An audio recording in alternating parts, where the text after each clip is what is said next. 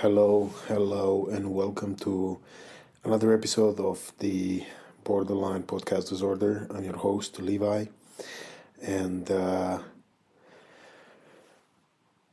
my God, yeah, what a week it has been.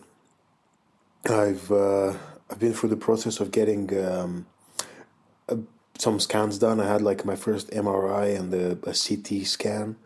The MRI took longer than I expected to. I don't know why. I think like in movies, it's always just a case of someone getting in that little weird machine thing and then just getting out, while mine took like, I don't know, I want to say anywhere between 5 minutes and 5 hours, really.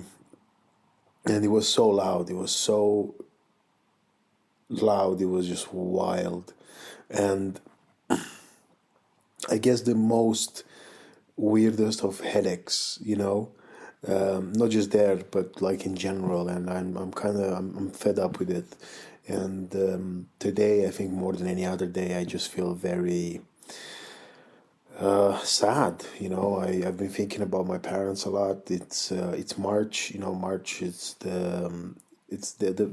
they're both birthday anniversaries. One's on 18th, the other one's on 24th, and I miss them very much. And I almost realized that in some way I acknowledge that a part of me died with them, and I don't feel as lonely now because I've got people in my life who I love and I care about, and I think I always have, but I still feel lonely enough to just wonder about stuff, to think about things. I think I posted something like, oh well, sometimes I'm jealous of my parents not being around because they are so lucky not to live through some of these, shenanigans that we live through these days. It's so crazy, and I just don't understand where, sometimes I just struggle to understand where is our, empathy, where is our support of each other, where is our open-mindedness and understanding. And I sometimes think I came a long way because I know that I'm a much better person than I was a few years ago. I remember then, even when I was like a teenager, and I worked really hard, and I was actually ashamed of myself at times, for having the belief system that I had.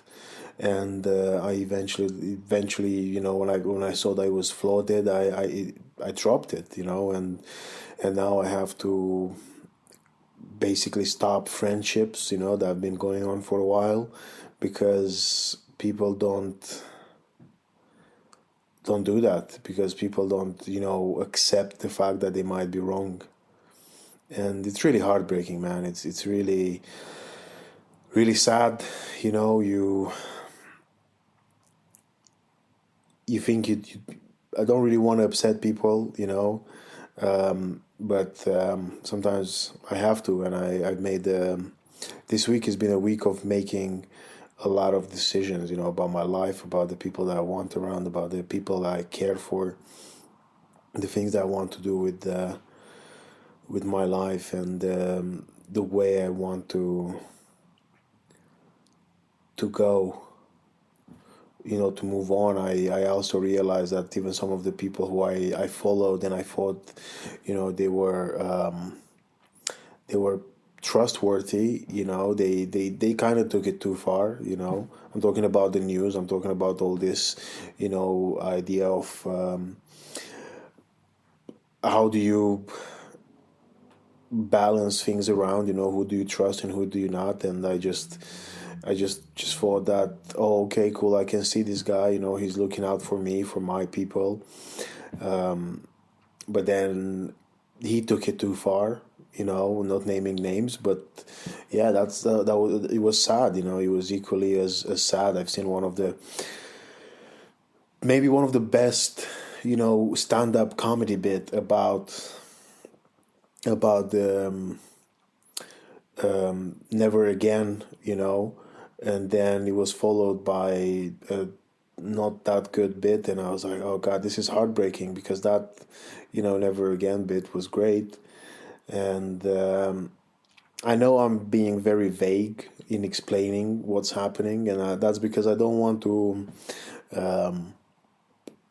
I guess, look, this is for everyone. I want my podcast, I want my work to be open to everyone, regardless of what our political views, religions, whatever it is, are.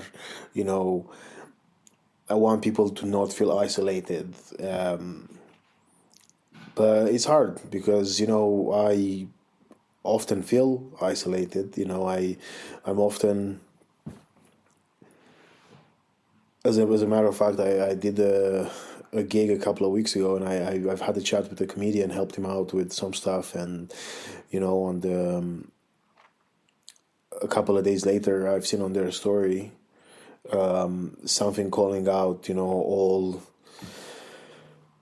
Jews being alike and stuff like that. And I was like, oh God, well, I thought I'm a good guy. I helped you, even though, again, I didn't help for the purpose of being, turned into a saint, but I'm not the evil that you think we all are. It's just, what's going on? That's very hard because, I don't know, are we friends now? Are we good? Or are we not good? Are we enemies? Or I don't know what's happening. I don't know, and that's the problem now. I just don't know what is going on, and it's a bit scary. It's actually very scary. Yeah, I don't hate people.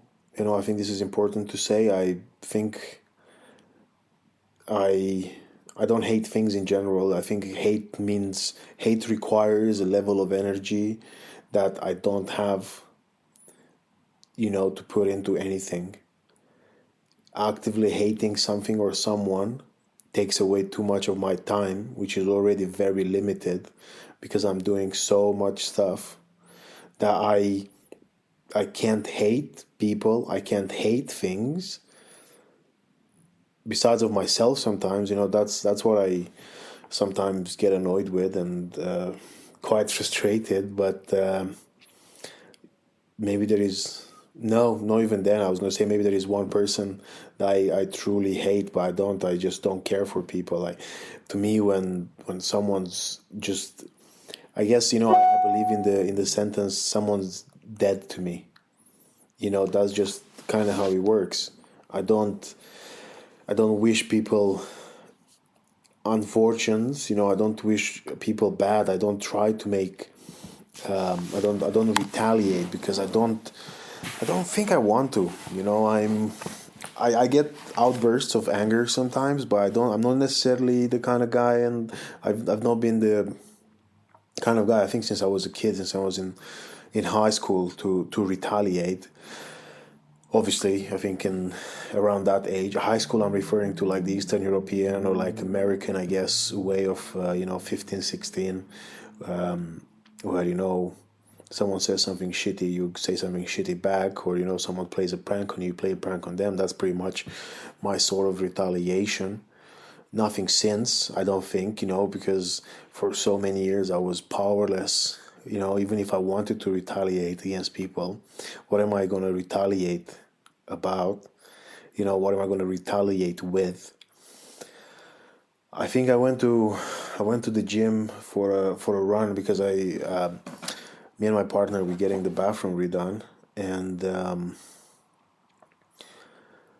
I went into a Poundland because I want to buy some like little bottles of shampoo. Hey, look, don't judge me, okay? I'm doing my recycling. I'm doing a lot of stuff. I'd like to think I'm, environmentally friendly. I'm also, I've gone vegetarian now, so I'm trying to do my bit, but I needed a little bottle of shampoo because I'm not going to carry a massive bottle with me in my backpack when I go to a gym to take a shower because I don't have one at home.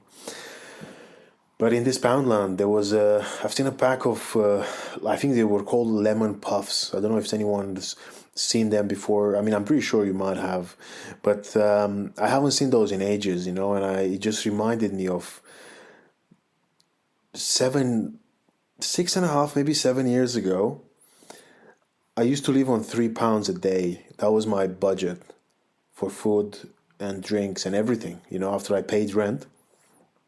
All I could afford was £3 a day. I used to sleep on a mattress in a shared house in Cheetah Mill, Manchester. Used to cry myself to sleep.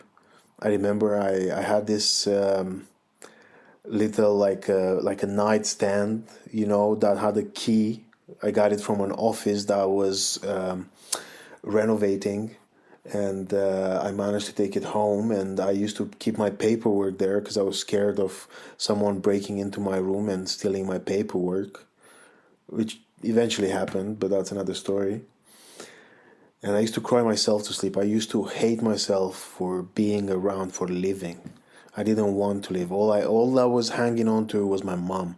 I used to call my mom every day, and I used to speak to her, but I would not tell her what's happened. She's died now, almost just about 2 years ago, without having any idea about this because I was too ashamed to tell her how badly I was doing.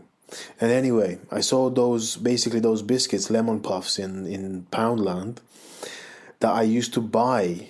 I think it was like 50p a packet or something like that. And I used to break that pack of biscuits in half. I used to have a half of breakfast on a day and then half of breakfast the next day. And I remember for lunch, I used to get a sausage roll from Greg's. And in the evening, I used to go to Tesco, buy like yellow sticker donuts and noodle pots. And I would buy them on like 3 for whatever price. There wasn't a club card before, I don't think, anyway. Yeah, and then the yellow label donuts, and I used to have the noodles and the donuts for dinner. Sometimes I would have the noodles and then I'd have the donuts for lunch with the Greg's sausage roll. To me, Greg's was really like a king's meal. Very nutritious, loads of carbs. It kept me from starving, which was pretty good. And I'm doing better now. I'm doing so much better. But all I'm saying is, I didn't have time to hate. I don't think, anyway. But you know what? That's enough for me. I feel like I've been talking for much longer than I usually do. This week's episode is the one that was meant to be a couple of weeks ago. Well, it's not the same one because if you remember in the episode in the intro of the episode with Nathan Cassidy, I complained about how I messed up and I did some mistakes and the sound is not working for an episode with Andy, more known as Angelabra.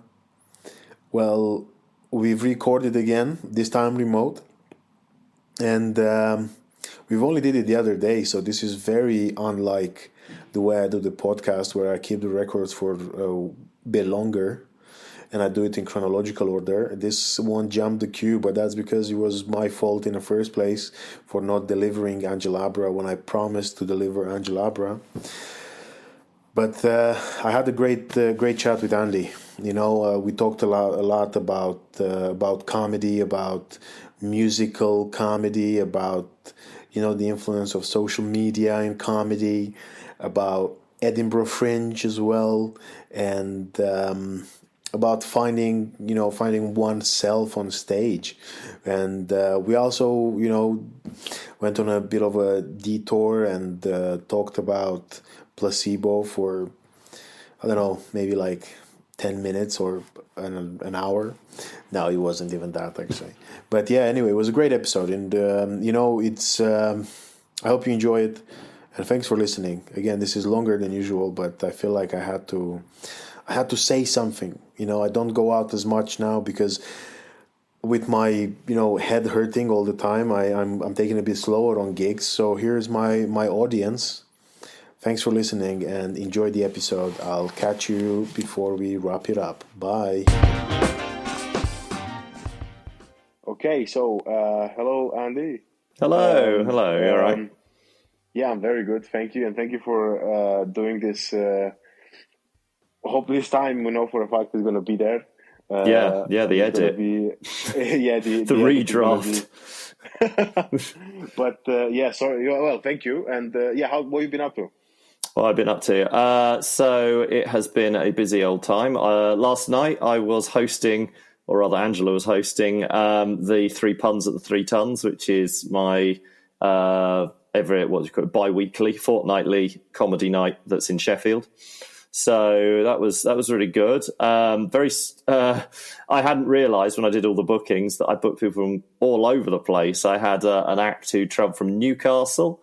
They travelled 2.5 hours to come and do their 10 minutes. And someone from York, so that was about an hour away. A couple of people from Manchester, which is about an hour and a quarter. And then a few people from Sheffield.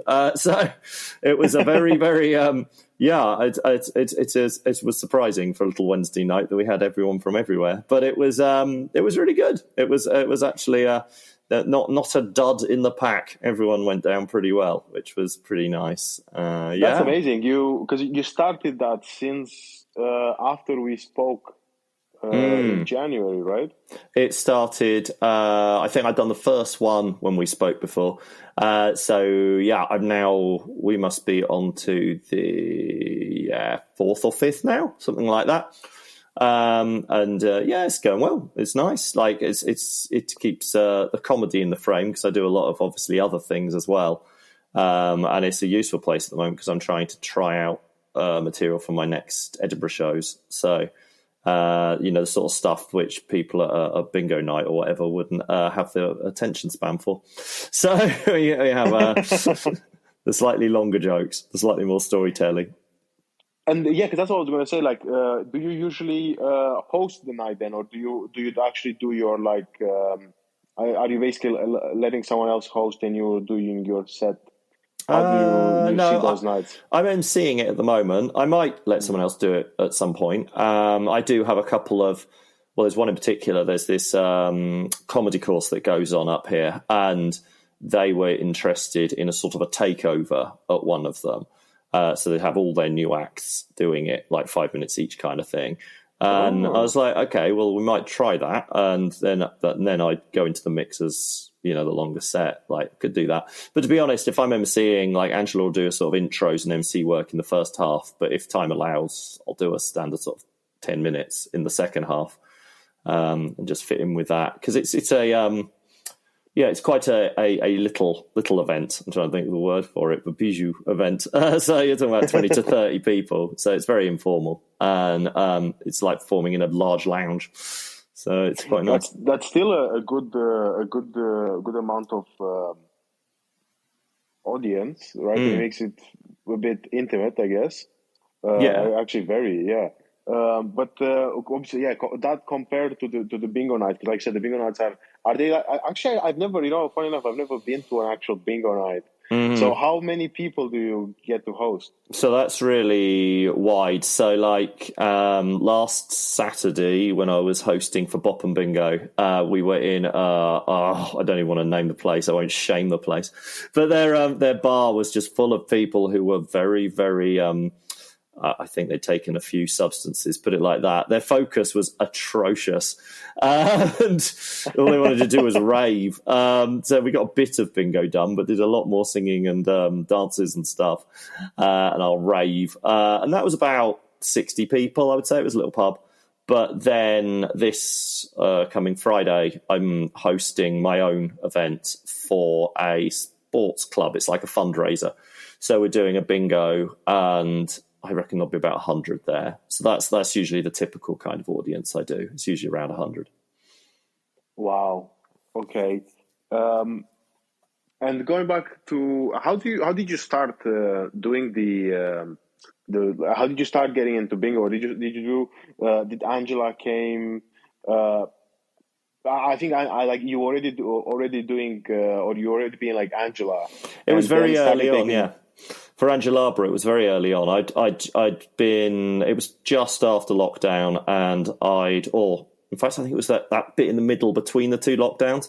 And in the first lockdown, I'd done some videos like on YouTube of like sort of music videos for Angela, her first few songs, just playing with the character, trying to understand it, because that was the first outing of Angela ever. And then a friend of a friend got me in touch with the guy who's running bingo. I wanted to start a party bingo, sort of bongos bingo event. And he came to me saying, "Oh, so you're a drag queen?" I'm like, "It's pushing it. I've only just started." And actually more like a character comedian at this stage. But he said, "Yeah, do you want to try it?" So I was like, "Well, I'll try anything." So I did host, and then we did like 1 or 2 gigs before the second lockdown kicked in. So then it was another long time doing lots of things online and whatnot. And then when we finally came out of that one, that's when we started doing more bingo. And then very quickly after that, I did some competitions on Canal Street in Manchester. And that's when Angela started to transition from being some kind of just character act on the comedy circuit to actually being a drag queen. And so she spans both now. How did the go? How do you mean? The competitions or the bingo? How did the competition go? First competition I did was Dragtastic at Bar Pop, and that was, I think, I'll get this right, I think it was 2 years ago, just over 2 years ago, and I went in just to find out what it was like. I'd been suggested to do it by the guy who runs the bingo, and I thought it's just a bucket list thing to tick off. And then, whilst everyone else was lip-syncing or singing, very acrobatic, very Drag Race kind of stuff, I came up and did stand-up comedy with a song, and they found that very different. And it proved popular. I went through into their little final and then lost horribly because there was a lip sync between me and someone else, and they knew the words and I didn't to the song, so that kind of got in the way of me winning. You've frozen.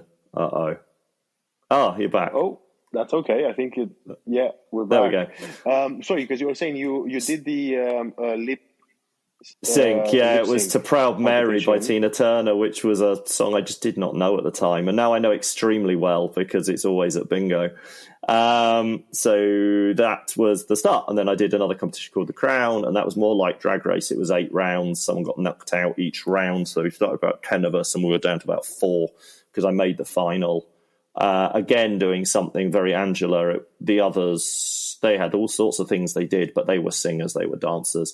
Very creative, but very much of the drag queen mold, very creative, more like Drag Race than, say, a end of the pier kind of old school drag queen. They're making their own costumes and whatnot, whereas I came along with my songs and more stand up and some character impersonations and things that went terribly. But they said, well, it's like Angela is pretending to be Lady Gaga. I'm like, yeah, you've got the idea, because she's going to be a primary teacher and she's very bad at these things. But I made the final there, so that introduced me to lots of people, and that has meant, although I don't regularly do anything on Canal Street, I have done a lot of bingo around Greater Manchester, Liverpool, Sheffield. It's expanding out, so it's bingos, it's cabaret, and comedy. So, how would you say that it's been then? How you've been, I guess, welcome, or how's Angelabra been welcomed in the drag community? It's quite interesting when you were from the, I guess, bringing this like comedy perspective, or like more enunciating better, or like more, I guess, comedy and actually coming into it with actual material and jokes and setups and punchlines, and not just, although Angela does love one-liners, not just because most drag queens typically will just have really sarcastic, innuendo-laden one-liners, but if they talk at all. And it was a different approach. So those who are a little bit older, by which I mean over 30, were like wow, I really like this because this is more like old school in a sort of television way, like a Lily Savage way, like a British drag kind of way. We don't see this very often. There was a judge who said you're like Victoria Wood, which I took as a compliment because I'm like, okay, well, obviously not a drag queen, but an act that drag, if you want to call them, community really appreciate. She's a female comedian of the old school, and that she's quite popular. So to be able to do something similar to that was quite welcomed. I mean, it's been a journey, and I have found nothing but acceptance everywhere, which is really reassuring, given that A, I'm 45. And a lot of them are a lot younger. And B, I'm straight, and they are not. But we get on just fine. I haven't infiltrated some queer space because I have my own quirks. Obviously, I'm Angela a lot of the time, so I'm not typical. Perhaps I'm rather gender fluid. So that's fine. They have been very welcoming. Yeah, and in terms of the material, yeah, some things I don't get. Like I won't get onto a cabaret where they very much want a certain thing. But if you want something different, then you come looking for me. And how is it? Because I think it's a nice transition to my next question, which is how did Angelabra come together? What made you want to bring Angelabra to life? Well, as you know, that like I was doing comedy before Angela, and I've been doing it for a few years. But even Andy Quirk, the rapper, was like pretty camp, and it was amazing. I mean, I always put it down to Anna, my wife, because during lockdown, she was like, "You appear to like wearing dresses," which I do, and said, "Why are you not like actually using this in your act?" And I was like, I at the time, I was like, I just can't see a place for it. I'm a straight man. I do stand-up comedy nights alongside people drinking beer and pints. Andy Quirk is already a bit of an anomaly on that circuit as it is. This will be going beyond. And I was like, well, is that all that you're worried about? I'm like, well, you may be. And so we just resolved, well, we'll do an Edinburgh show. She does one with me, and we're both in like character. And so from there, it sort of grew out. And I was like, one, I actually really enjoy doing it. But also I found it enhanced what I do. It does, because my humour is really silly a lot of the time. But with a sort of thoughtfulness behind it. And it's that kind of thing. Like yesterday, there was a drag king I know who I was speaking to because they came and did the show. And he was saying, like, I really like your songs like Microwave, Nuclear Cooking Cave, which he says on the face of it, it's a really dumb song because everyone's just waving their arms in the air because you've told them to, and they're waving because it's a microwave. But when you actually listen to the lyrics, the depth of the puns, the storytelling, the way you move things around, that sort of in terms of language is very sophisticated. And so it was really nice to hear. It's like basically saying it works on two levels, what you're saying. You've got the really dumb end, or really drunk, and we're just going to dance and do this special dance to it. But on the other hand, if you just sit down and listen to it, you'll be like, okay, he's thought about every single line here. Like, they're all full of like jokes. And you may not get them, or you might get them. It depends on your reference points. So it's been really good. And Angela's now on to her fourth solo show. Yeah, I'm working on fourth solo show right now. It's incredible. And obviously, like Angelabra, as you were saying, it was during the lockdowns. And what was because with Angelabra, you got you did really well on social media. It's picked up a lot. And was it social media? Was it something that you were looking at even when you were like Andy Quirk, the rapper, comedian, musician, or did you integrated that more when you brought Angelabra? Yeah, I think it's a child of its time. I think that's the right phrase. Like, when I was doing Andy Quirk, I made videos, but those videos, they were music videos. I didn't really tell jokes. I just sort of introduced and set the context for songs and let the songs do the jokes. But then I'd make these really kooky little videos for the songs, but they would be on YouTube because that's really all that was available at the time. You know, Instagram was basically pictures. TikTok hadn't been invented, you know. And then when I started working on Angela, and of course that lockdown, that's when TikTok really took off. And I was like, well, let's have a look. I've got the time. Let's have a look at TikTok. And okay, well, given that it's a character and it's daft, and at the time, like, the audience of TikTok is so young, I was like, maybe this will work. And, you know, I don't think it would have had the same impact if it had been a 42-year-old man singing a song about the wrong amount of shots in his coffee. That was like an Andy Quirk kind of thing. Like, his problems were generally a bit middle class and a bit middle age. And, but with Angela, like, because it was such nonsense, it translated really well to even to under 18s. And so at the time, it went really well on TikTok. Several things went what I would define viral. But obviously TikTok moves on, everything moves on. My hits are not as high in general. I still have the odd hit, which is nice. But it's really hard not to be a slave to those changing algorithms, because you're like, oh, what happened? This one's only had 1,000, or this one's only had, 200 likes. Whereas, at peak, like, it was hitting 1 million, like, kind of views. So it's tough going up there and coming back down. But it served its purpose at the time, which I mean, I'm still continue, obviously, but it definitely served its purpose at the time, because by the time we came out of lockdown, everyone on Canal Street knew who Angela was, and they'd never met me.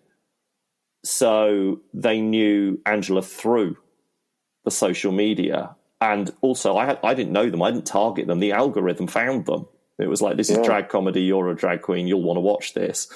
And then, of course, they shared it with each other in their communities.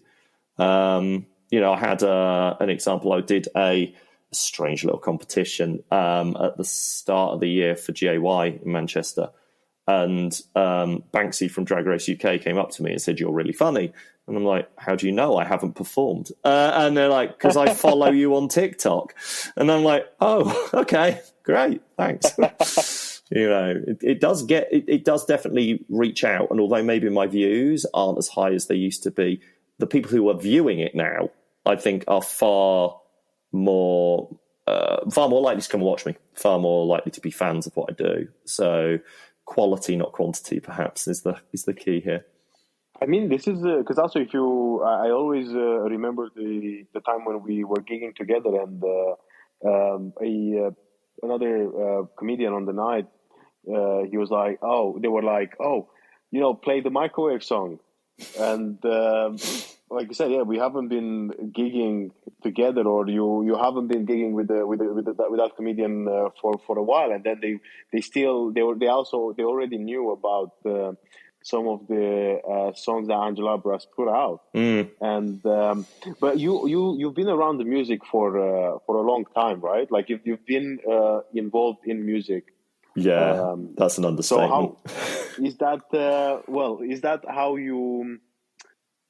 What made you, I guess, become or were you a stand-up comedian and then became a musical actor? Did you always have the vision of combining the two, or were you kind of like started with the purpose of, I'm going to do stand-up comedy, and then you were, actually, I'm going to bring music to this. I'm going to bring some. No, completely in the other direction, I think it's fair to say. So, like, even, I mean, I hate to think how far back it is now, but when I was like a teenager in the 90s, when I was about 17, 18, I was in my first band. We wrote songs. They were pretty daft little pop punk songs. In many ways, I think they were quite humorous, but they weren't meant to be jokes. They were meant to just be fun songs. And from there, I went in loads of bands through my 20s and recorded some stuff solo as well. And it was all with varying degrees of success. And none of it very successful, I may add. And doing that all the way into my 30s, at which point I moved into doing stuff on an acoustic guitar, doing that solo. And that's when I started to write songs which were definitely less about serious stuff or love or hate or the normal pop star stuff or rock star stuff. It moved into more like my observations on life, and it got a little bit pulp, I'd like to think.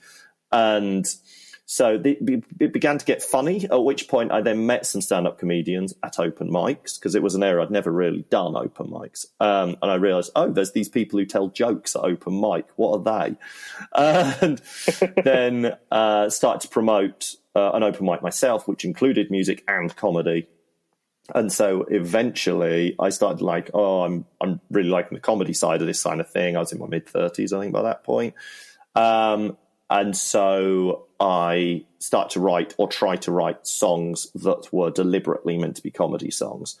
That's still on guitar. I mean, I didn't actually flip into doing Andy Quirk with his raps until I was about 38 or something. It was quite late on, and in comparison, and mainly because I didn't want to lug a guitar around with me. It was very practical, because I could play backing tracks off my iPod at the time. So then then Andy Quirk happened, and then we finally get to Angela, and that's literally through 2 to 3 years ago. I actually started writing jokes. And actually going, right, we'll actually tell jokes and tell stories. It's still what I realise now is it's very much in the tradition of music hall. It's not alternative stand-up comedy, really. It's not a wry take on my view of the world. And, when it's funny, but it's funny without here's a really obvious joke, badum-tish. Angela still is very much badum-tish most of the time. It's short, it's sharp, it's meant to be fun. You don't have to, there'll be ones you think about, but I'll wait for you to get it. Maybe at some point I will write a show which will be a real challenge, which will be more like the stand-up that we are used to nowadays, the sort of, God help us, the Catherine Ryans and things of the world.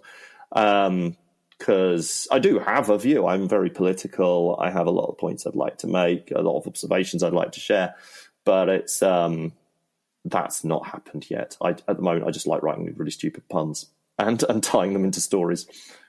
I think that's I think it's comedy is evolved, and it has so many different shapes and forms and things that I don't necessarily. I think from my perspective, if anything, one of the things I love about Angela is the silliness around it. The kind of whatever is happening and whatever else is going on, this is funny. It's just something that's very. And I every time now when I pick up when I put something in a microwave, I think of microwave, and it's even the one with the candle.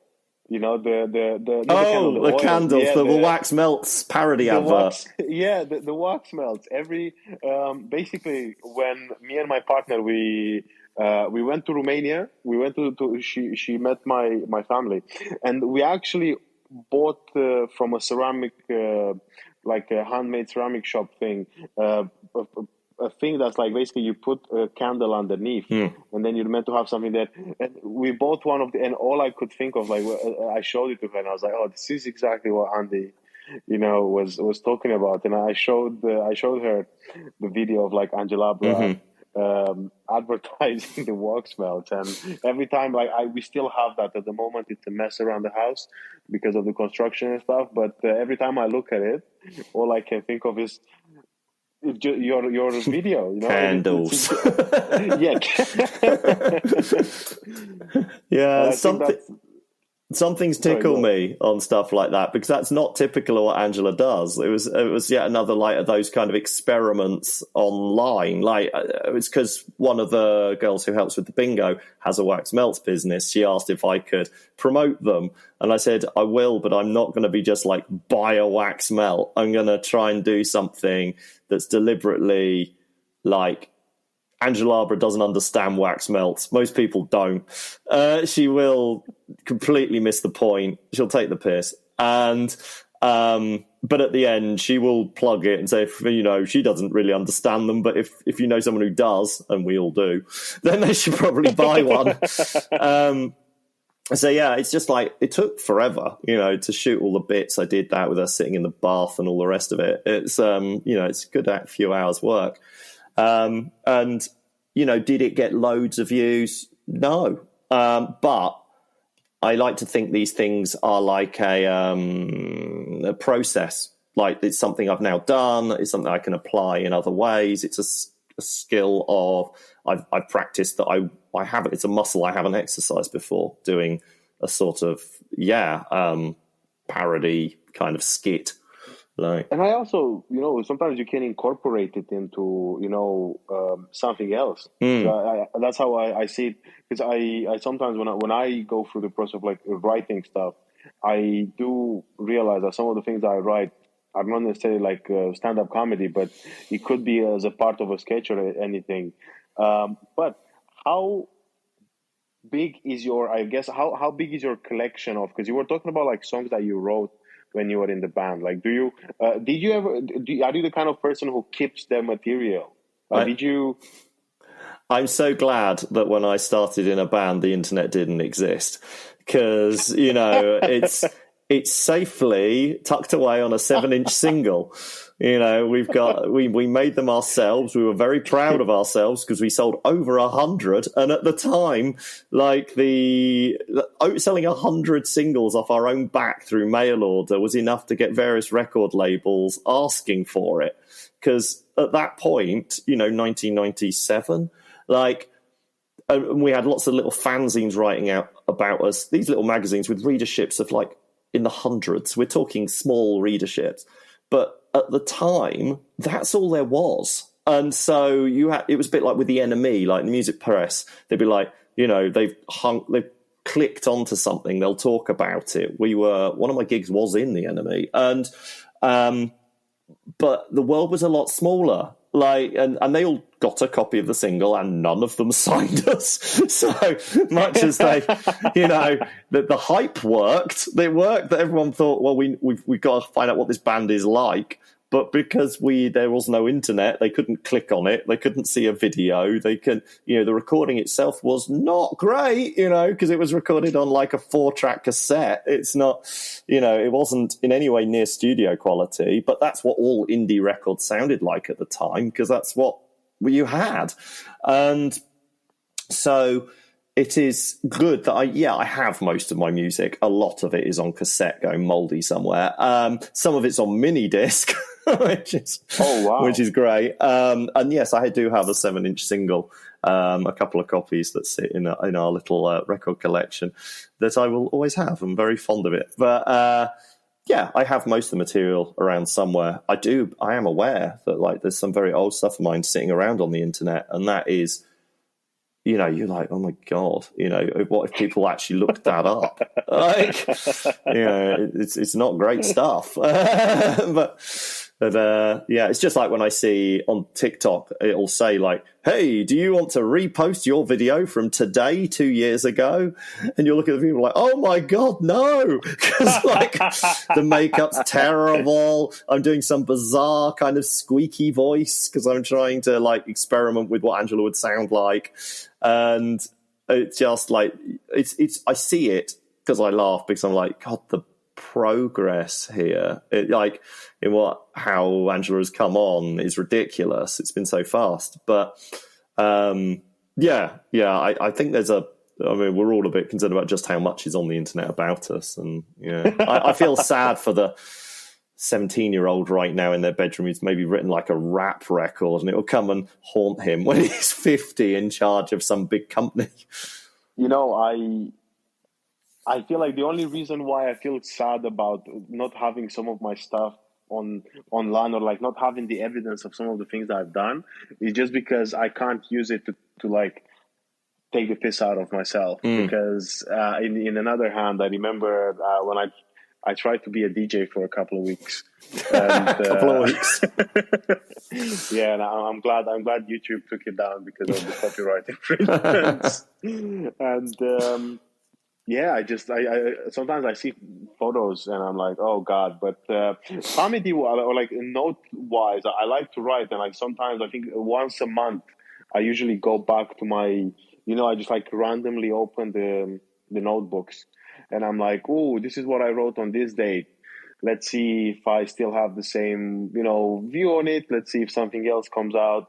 And I was just wondering how, because because the thing is, especially with like you were saying with Angela Abra, that the things that she talks about, I think that you talk about are just some of like, which I actually love, because I feel like it's I sometimes see, and I see Seinfeld, Right.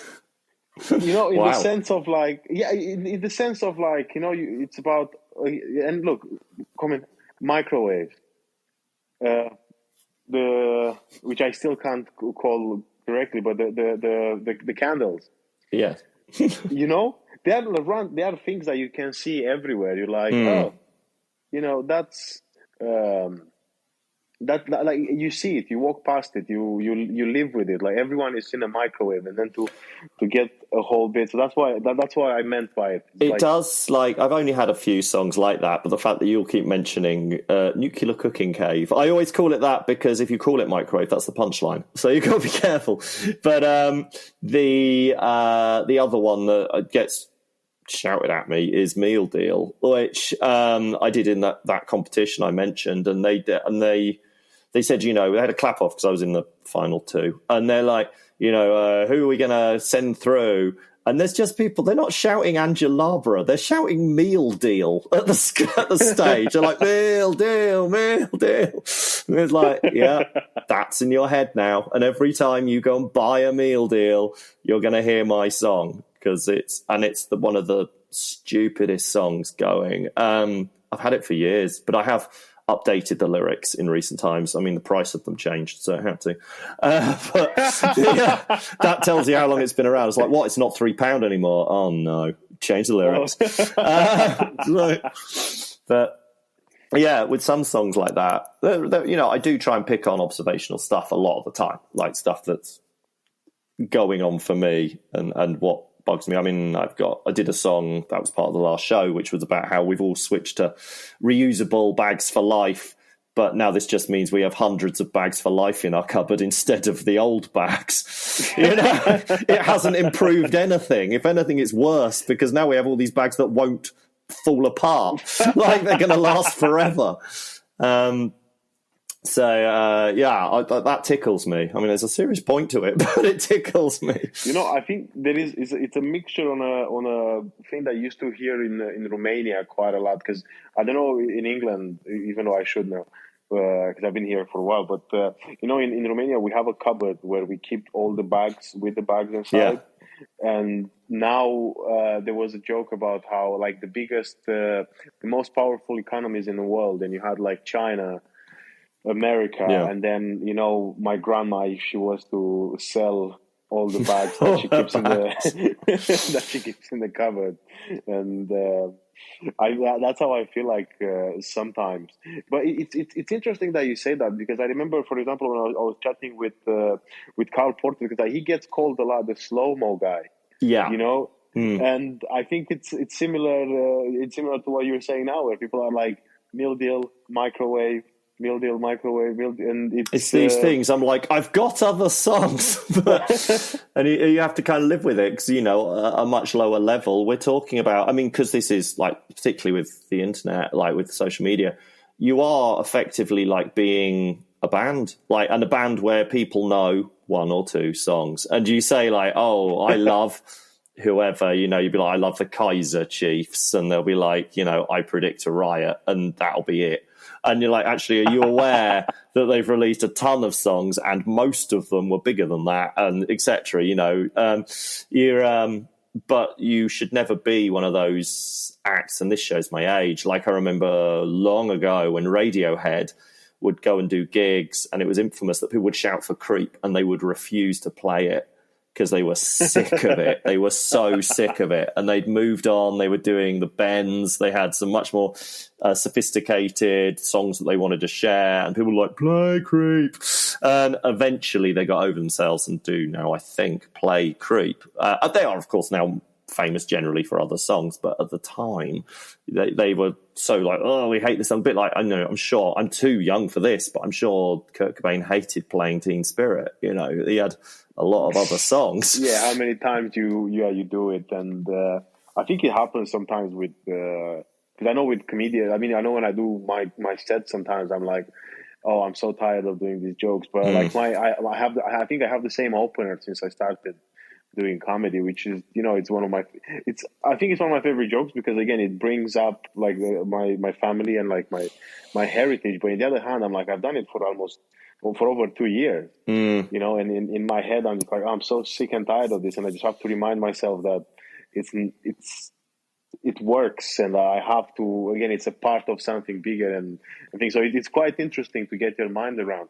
How did it feel like to bring Angelabra to Edinburgh? Like how was, because I'm not very familiar, so I'm really sorry for my lack of knowledge, but is like drag comedy big during the Fringe or like during any fringes, or No, was it?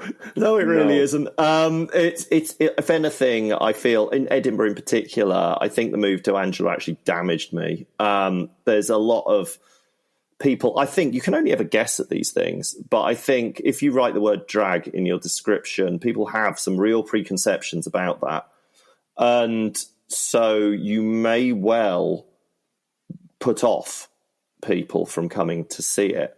I've always had decent turnout, so I'm not suggesting my shows were empty. They definitely weren't. But the people who came and saw me, I appreciate in many ways. Like 2 years ago, it was busy enough. Last year, it was tricky because we were on a venue a bit further out. So the numbers were never filling the room, but always had, on the whole, had audiences. And they'd sought me out. A lot of them were very well informed. They knew about what I did. They'd certainly read the descriptions on the guide, and or they had followed me online. I've got plenty of people doing that. But I was almost toying this year with not putting the word drag on the flyer. I was going to, because I've got Social Calendar Girl, and Angela's guide to like lots of social situations, putting into it the fact that she's a teacher. She's meant to be a supply teacher who's been asked in because it's the sex and relationship education lesson and no one in the school wants to do it. So they've dumped it on the supply. And she's come in, she has no idea what to do, so instead just tells loads of anecdotes about how to like handle yourself in like a baby shower or a birthday or a hen do. And there's a PowerPoint because she's a teacher, so she's prepared slides. And but also I've gone with this thing where I've actually put all the lyrics onto the screen. So in theory, you can sing along. But I've designed it so it looks like an OHP. So like the old school, like an overhead projector. So yes. I remember, and I've talked to a friend who's 34, and he had the same experience. I'm like, okay, this isn't too old. So we both remember being at primary school, you would have a projector against the wall, and some monitor would use a ruler to go down the transparent sheet to show you what line you were meant to sing. And it was always a really grotty OHP transparency. And the ruler sometimes went the wrong way, like they weren't keeping up. Or they're using a bit of paper to blank it out. And I've recreated that. So the lyrics are like on this very mucky looking screen, and sometimes the lyrics don't appear in time. Sometimes they appear a bit late. And the idea is that you, at the important points, like if you want to sing along, you can sing along. And, but what I'm trying to do there is make a much deeper point that, like, what I've seen and I've read in articles is that nowadays so many people have the subtitles turned on telly, even though they're not deaf. They don't have any hearing problems. They're just really used to having subtitles, and they find it uncomfortable not to. And I've seen this with people like, I know people my own age who are like that. Typically a bit older than me, they're not. Unless they are hard of hearing, like they don't. But then as you travel down and down, more and more want the subtitles on all the time. And so I thought, right, we're going to subtitle my show because that's what Gen Z and millennials do. And whether anyone will get that point and get what I'm trying to say with that, I don't know. But it's supposed to be a commentary on where we're at in the world, and that even a live comedy show now needs subtitles, which it doesn't. If you just listened carefully, it wouldn't matter. It's incredible. And I think now if you I don't know if you've seen these things, but like there are loads of features where like you even have auto subtitles. Like I remember growing up in Romania, and oh God, you'd have to say you have the movie, and you had to download the subtitles. Oh wow. And basically put them along with the movie. So at some point I remember we used to have, because we download the movies on, like, I can't even remember the name. It wasn't iPlayer. It was something player. And you'd have to go on the settings and add the subtitle file and hope that it synchronizes with everything. Wow. So actually sometimes you'd hear people talking, and then when they stopped talking, the subs would actually come up. Or it wouldn't come up at all, and things like that. It was quite interesting, and that's why I thought about when you were saying, because I think the reason also why I can't relate with the thing with the overhead projector is because, again, studying in Romania, like being in a Romanian school, even though I was in a good school, we were quite like, I think I'm talking about like 2010, and we had that. Like we had someone like pointing at the with the ruler, and then sometimes the ruler. I remember we got kind of forced into learning the wind of change. Oh, good God, by the Scorpions. Yeah, by the Scorpions. So and funnily enough, we had to sing it around like our Christmas parties. And when we would learn, we would have some, like, our teacher who she was a wonderful teacher. I remember, and I love her dearly. But she had like this wooden stick, right? And she would point at and you would see like the lyrics change, and then she would like move with the stick, and you would hear like a chorus of, I don't know, like 20 kids, just trying to sing a song, which a beautiful song. I think it's one of my favorites still. And fun enough, I know the lyrics. I didn't even understand what the lyrics meant at the time. I was going to say, in 2010, I think communism was well dead. No, it was very much dead. But I think to her, it was just like, no, you gotta learn it. You gotta learn the lyrics. Yeah, it's historic, and generally, like, I remember we didn't have Christmas carols. We had Romanian traditional music, right, for Christmas. And then it was the Scorpions' Wind of Change. And wow. It's quite funny because I remember from like Akon and Eminem that I used to listen to when I was playing like GTA on my computer, to then go to school and learn the lyrics for Scorpions. It was wild. So I feel like this is the beauty of comedy. People can relate with things just like randomly. Yeah, I mean, right? I have there's always twists. Like, if I try and get people Microwave is a good example, but I'll be like, everyone needs to do the dance. And some people will not, they'll be largely men, embarrassed ones, like, and you're like, no, everyone, I'm a teacher, I can wait. And the place always laughs, because that is exactly what teachers have always said at school. It's your time you're wasting. It's that kind of phrase. It's not a joke, but it's just so hits a nerve in people, because it's a shared nostalgia. And I guess school is now one of the few, like, what we call it, like, common things that we share between us, because it used to be, we all seen that TV program. Well, no, we're all watching totally different TV programs, and we're very, very individualized now. There's a lot less collective memory. So you have to find your thing, because even if you talk about the biggest thing on TikTok, you're still going to lose half your audience in Edinburgh, because there are going to be people who just don't use it. That's very interesting.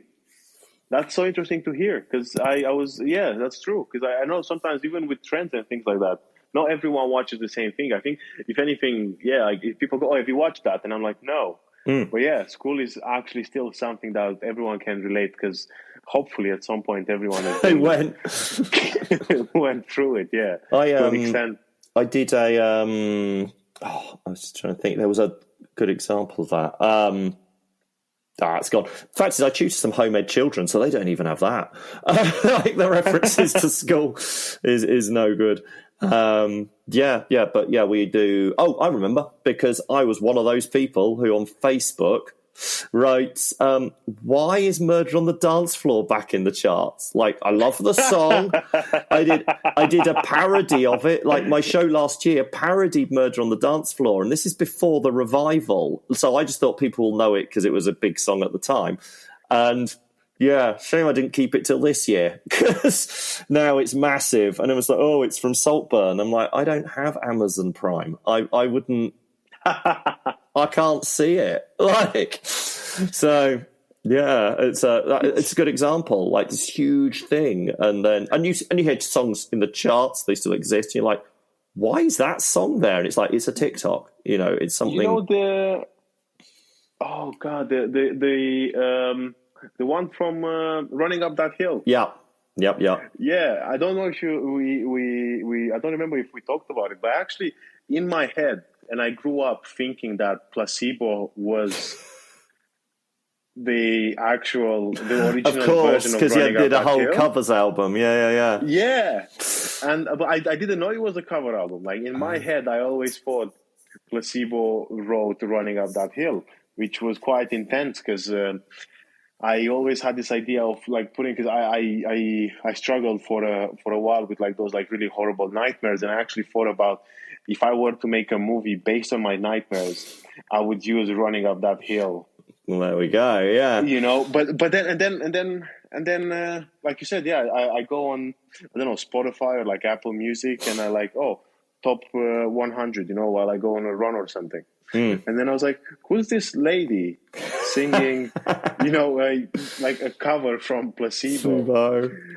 And in my head, it was all just twisted, that I had to kind of like do my own research. Luckily, you see, this is one of the things where I'm like, I'm glad the internet existed, because I would have hated to be the guy going in front of, you know, a mass of people. Like, how is this? Like, why is she singing this song from those boys? You know, why is it so big?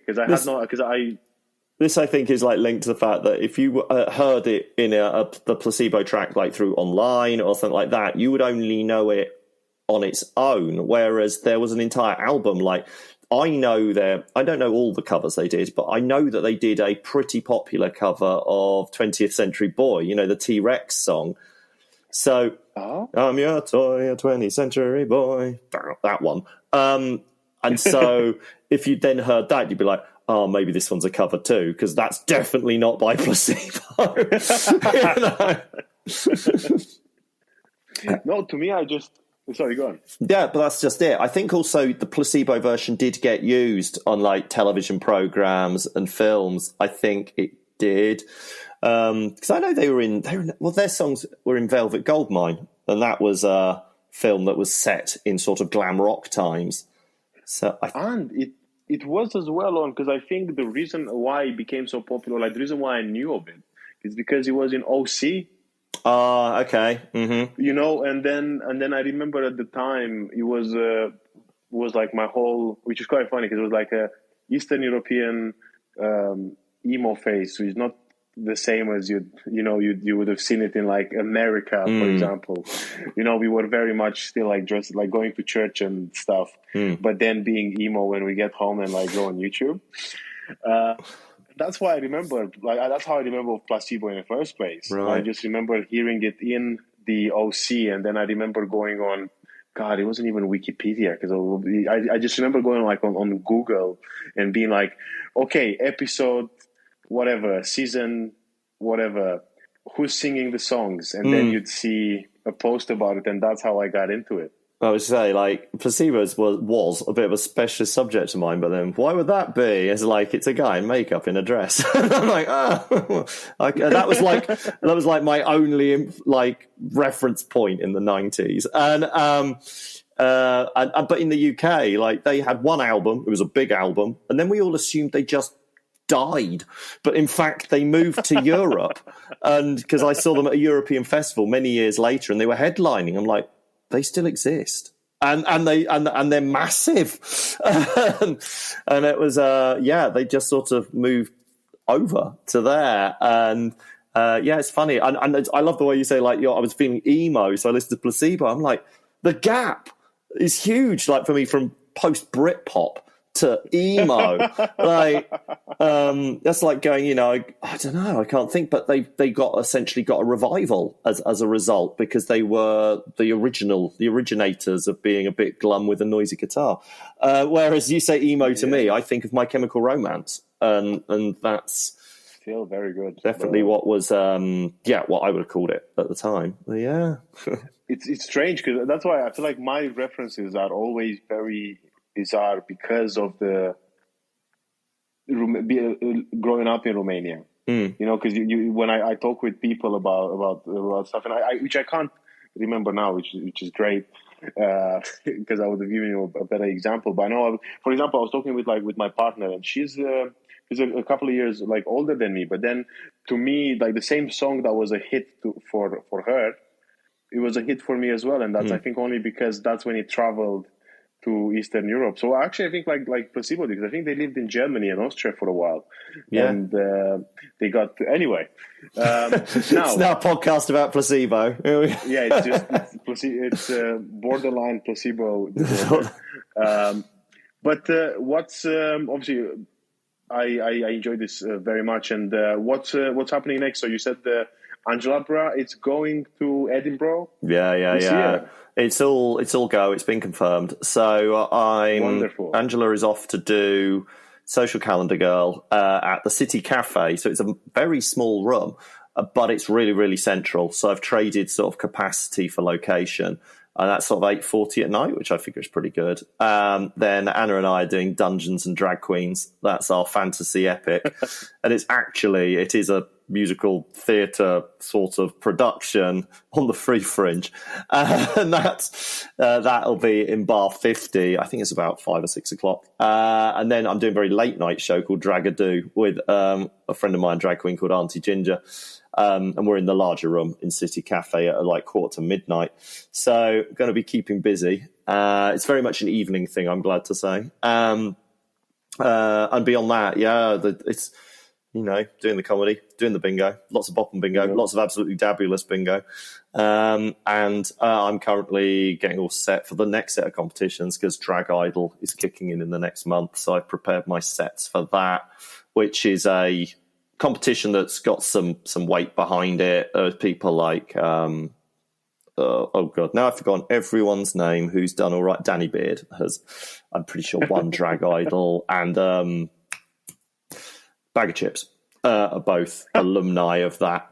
So I'm like, let's get out there, let's get a bit more cabaret in the world, and do some stand up and make them either impress or confuse the judges.